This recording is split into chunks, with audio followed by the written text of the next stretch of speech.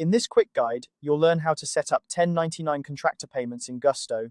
Whether you're managing a growing team of independent contractors or just starting with your first hire, handling payments efficiently is crucial.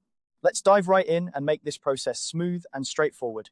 First, you'll want to navigate to the People tab on the left menu of your Gusto dashboard. This is your main hub for all things related to your team, including employees and contractors. Once you're there, look for the Team Members section. This area is where you can view and manage all the individuals connected to your business. Next, you'll need to click on Add a Team Member in the top right corner of your screen. This option is designed to streamline the process of adding new hires, whether they are full-time employees or contractors.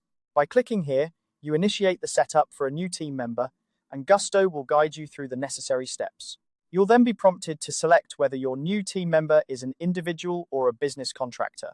This distinction is important because it determines how their payments are processed and how they are categorized in your records. Individual contractors are typically self-employed individuals, while business contractors might be companies or entities providing services. Make sure to select the right option to ensure accurate reporting and compliance. After choosing the type of contractor, enter their name and personal email address. This information is essential for communication and for sending payment notifications. Make sure the email address is accurate, as this is where Gusto will send invitations and any future correspondence related to their payments.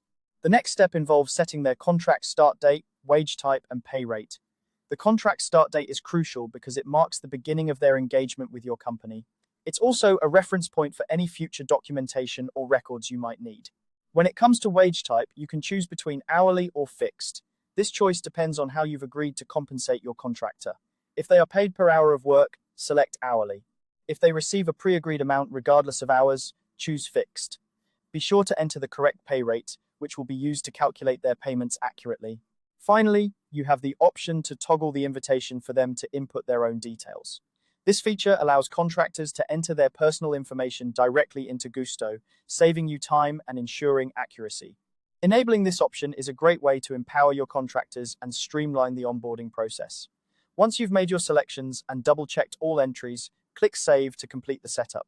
And there you have it. You've successfully set up a 1099 contractor in Gusto. By following these steps, you ensure that all your contractor payments are managed efficiently and accurately. Remember, keeping this information up to date is crucial for smooth operations and compliance.